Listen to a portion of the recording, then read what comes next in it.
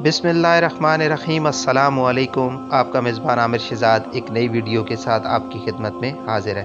मोअज़्ज़िज़ नाज़रीन, आज हम सूरह रूम का एक मुख्तसर सा खुलासा सुनने की सआदत हासिल करेंगे। सूरह रूम मक्का मुकरमा में नाजिल हुई। इस सूरत में 6 रुकू और 60 आयतें हैं।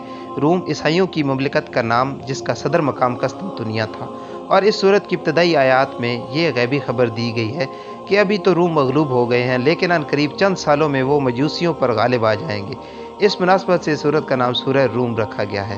मोअज़्ज़िज़ नाज़रीन, इस सूरत का मरकज़ी मज़मून ये है कि इसमें अल्लाह ताला की वादानियत और उसकी सिफ़ात, रसूल करीम सल्लल्लाहु अलैहि वसल्लम की रिसालत पर ईमान लाने, क़यामत के दिन दोबारा ज़िंदा किए जाने और आखिरत में अमाल की जज़ा मिलने को बयान किया गया है।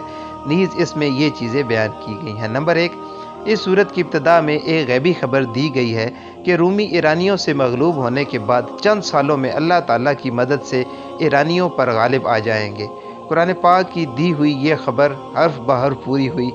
रूमी चंद सालों बाद ईरानियों पर गालिब आ गए और उन्होंने इराक़ में रूमिया नामी एक शहर की बुनियाद रखी। कुरान पाक की ये गैबी खबर नबी करीम सल्लल्लाहु अलैहि वसल्लम की नबूवत पर ज़बरदस्त दलील है। नंबर 2, कुफ़ार के इल्म की हद बयान की गई और अल्लाह ताला की वादानियत और कुदरत पर दलाइल दिए गए। नंबर 3, मरने के बाद दोबारा ज़िंदा किए जाने, क़यामत कायम होने, नेक अमाल करने वाले मुसलमानों की जज़ा और आखिरत का इनकार करने वाले कुफ़ार की सज़ा का बयान किया गया है। नंबर 4, अल्लाह ताला की कुदरत की निशानियाँ बयान की गई। नंबर 5, नबी करीम सल्लल्लाहु अलैहि वसल्लम और मुसलमानों को दीन इस्लाम पर कायम रहने की ताकीद फरमाई गई। नंबर 6, ये बताया गया कि इस्लाम दीन फितरत है और जो इस दीन से हटेगा वो फितरत से हट जाएगा। नंबर 7, रिश्तेदारों, मस्कीनों और मुसाफिरों पर सदका करने और सूद से बचने और हलाल तरीक़ों से माल में इजाफ़ा करने और ज़कात के ज़रिए अपने मालों को पाक करने का हुक्म दिया गया। नंबर 7, कुफ़ार के ईमान लाने से एराज़ करने पर नबी करीम सल्लल्लाहु अलैहि वसल्लम को तसल्ली दी गई।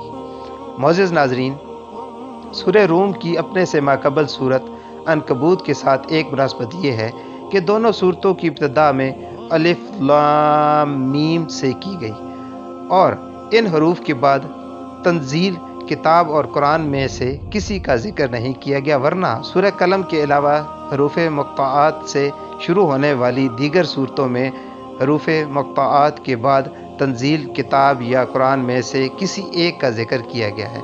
दूसरी मुनासबत यह है कि सूरह अनकबूत के आखिर में जिहाद का जिक्र है और सूरह रूम की इब्तदा में रूमियों के अल्लाह ताला की मदद से ईरानियों पर गालिब आने की खबर दी गई है। मोअज़्ज़िज़ नाज़रीन, अल्लाह पाक हमें कुरान करीम को पढ़ने, उसको समझने और उस पर अमल करने की तौफ़ीक़ अता फ़रमाए। आज की वीडियो अगर आपको अच्छी लगी है तो इसको लाइक करें और दूसरों के साथ शेयर करें और हमारा चैनल इस्लाम का नूर सब्सक्राइब करें। अपना और अपने इर्द गिर्द के लोगों का बहुत सारा ख्याल रखें। अल्लाह हाफ़िज़।